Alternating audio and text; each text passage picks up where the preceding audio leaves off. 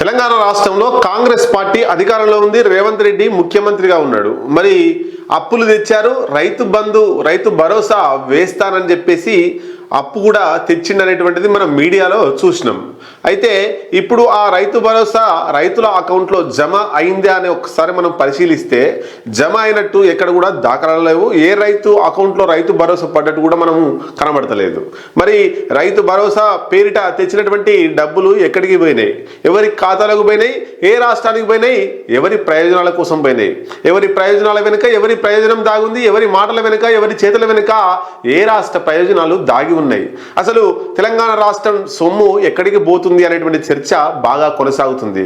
ఒక్కసారి దీని మీద మనం డెప్త్ గా చూస్తే 9,000 కోట్ల రూపాయలు తెలంగాణ రైతుల అకౌంట్లోకి పడాల్సినటువంటి డబ్బు ఏ రాష్ట్రం పోయినాయి, ఏ రాష్ట్ర పరిధి దాటి ఏ రాష్ట్రానికి పోయినాయి, ఎందుకు పోయినాయి, అసలు తెలంగాణ రాష్ట్రంలో ఉండేటువంటి డబ్బులు కేరళ రాష్ట్రానికి ఎందుకు పోయినాయి, కేరళకు ఇవ్వాల్సిన అవసరం ఏముంది అనేటువంటిది చర్చ నడుస్తూ ఉంది. ఒకవైపు కేరళలో అసెంబ్లీ ఎన్నికలు వస్తున్నాయి, తెలంగాణ రాష్ట్రంలో ఎన్నికలు వచ్చినాయి, అసెంబ్లీ ఎన్నికల్లో కాంగ్రెస్ పార్టీ గెలిచింది, రేవంత్ రెడ్డి ముఖ్యమంత్రి అయ్యిండు. అట్లాగే కర్ణాటకలో తెలంగాణ కంటే ముందే కర్ణాటకలో ఎన్నికలు జరిగినాయి. అక్కడ సిద్ధరామయ్య ముఖ్యమంత్రిగా, డికే శివకుమార్ ఉప ముఖ్యమంత్రిగా అయ్యారు.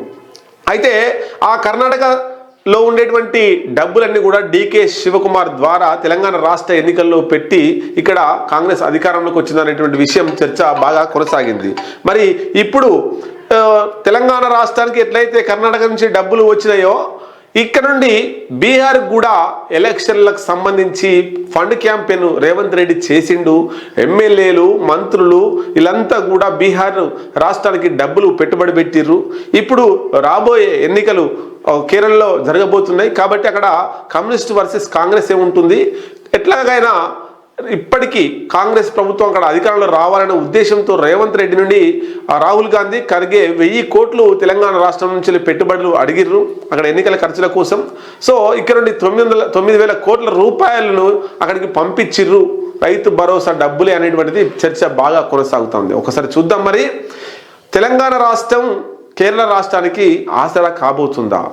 మరి కేరళ రాష్ట్రంలో ఉన్నది ఎవరు, కేరళ రాష్ట్ర ప్రజలు ఏం కోరుకుంటున్నారు? కేరళలో ఎప్పుడైనా ఒకసారి కాంగ్రెస్ పార్టీకి అధికారం ఇస్తే నెక్స్ట్ కాంగ్రెస్ కాకుండా కమ్యూనిస్టులకు అధికారం ఇస్తారు. అంటే ఒకసారి కాంగ్రెస్కి, ఒకసారి కమ్యూనిస్టులకు, ఒకసారి కాంగ్రెస్కు, ఇట్లా అధికారం ఇచ్చుకుంటూ పోతుంటారు.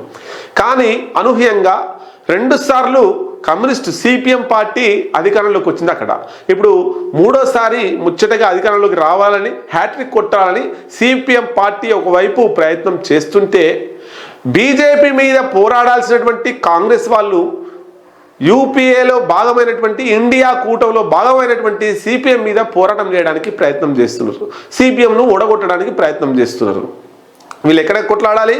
బీహార్లోనో, మహారాష్ట్రలోనో, ఉత్తరప్రదేశ్లోనో బీజేపీ పాలిత రాష్ట్రాలలో బీజేపీ మీద దండయాత్ర చేయాలి, బీజేపీ మీద కొట్లాడాలి, గెలవాలి, పోటీ చేయాలి. వయనాడులో మనం చూసినాం, రాహుల్ గాంధీ వయనాడు తర్వాత రాయ్బరేలీ 2 పార్లమెంటు స్థానాల నుంచి పోటీ చేస్తే ఆయన 2 పార్లమెంటు స్థానాల్లో గెలిచిండు. సో ఏదో ఒకటి రాజీనామా చేయాలి కాబట్టి వయనాడు, కేరళ రాష్ట్రంలోని వయనాడు నుంచి రాజీనామా చేసిండు. అక్కడ తన సోదరి అయినటువంటి ప్రియాంక గాంధీని అక్కడ ఎంపీగా పోటీ చేపించారు. ఎవరి మీద? బీజేపీల మీద కాదు, కమ్యూనిస్టు సిపిఐ జాతీయ ప్రధాన కార్యదర్శి అయినటువంటి డి రాజా వాళ్ళ భార్య సిపిఐ క్యాండిడేట్ మీద ప్రియాంక గాంధీని పోటీ చేయించి గెలిపించారు. అంటే ఇలా పోరాటం అంతా బీజేపీలతో కాదు, కమ్యూనిస్టులతో. అంటే ఇండియా కూటమిలో ఎవరైతే ఉన్నారో వాళ్ళ మీదనే కాంగ్రెస్ పార్టీ పోరాటం చేస్తుంది. ఇప్పుడు కూడా అక్కడ ఉన్నటువంటి కమ్యూనిస్టు ప్రభుత్వాన్ని ఒడగొట్టడం కోసం, కమ్యూనిస్టు పార్టీ ప్రభుత్వాన్ని పడగొట్టడం కోసం ఇక్కడ నుండి ఫండింగ్ చేస్తున్నారు రేవంత్ రెడ్డి అనేటువంటిది చర్చ బాగా కొనసాగుతుంది. ఒక్కసారి దీని మీద మనం ఒకసారి చదివి ఎక్స్ప్లెనేషన్ చేసే ప్రయత్నం చేద్దాం. 9,000 కోట్లు ఎక్కడికి పోయినాయి?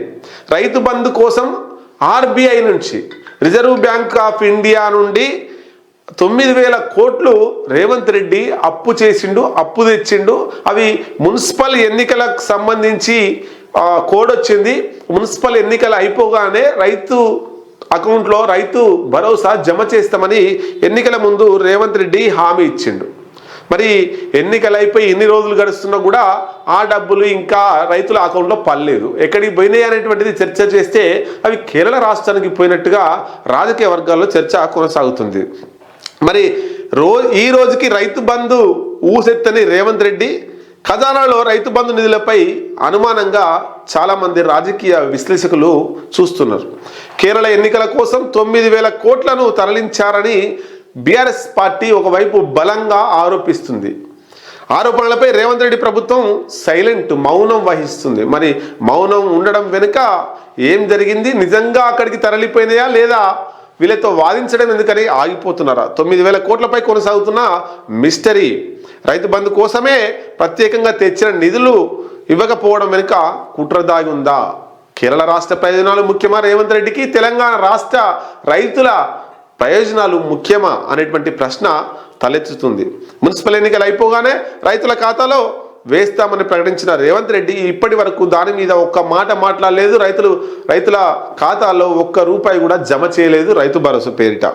మరి ఫిబ్రవరి 17న రైతు బంధు వేస్తున్నట్లు కాంగ్రెస్ పార్టీకి సంబంధించినటువంటి అనుకూల మీడియా ఏదైతే ఉందో ఆ అనుకూల మీడియా ద్వారా రేవంత్ రెడ్డి ప్రచారం చేయించుకుంటూ లీక్లు ఇచ్చిండు. ఫిబ్రవరి 17 తారీఖు రైతు భరోసా వేస్తున్నాం అని ఆ లీకులు కూడా ఇచ్చారు. ఇంతవరకు ఒక రూపాయి కూడా పడలేదు. మరి ఆ తర్వాత కేబినెట్ భేటీలో చర్చించి రైతు భరోసా ఇస్తారని మరోసారి ఆశ చూపి మీడియాలో వచ్చేటట్టు ప్రయత్నం చేశారు. ఇంతవరకు మరి ఇవి రాలేదు. వచ్చిన ఆర్బీఐ నుండి తీసుకొచ్చినటువంటి 9,000 కోట్లను మరి కేరళ రాష్ట్రం తీసుకుపోయిందా లేదా ఆ తెలంగాణ ఖజానాలో ఉందా? దీని మీద క్లారిటీ ఇవ్వాల్సినటువంటి అవసరం తెలంగాణ రాష్ట్ర ప్రభుత్వానికి, తెలంగాణ రాష్ట్ర ముఖ్యమంత్రి రేవంత్ రెడ్డికి ఉన్నది.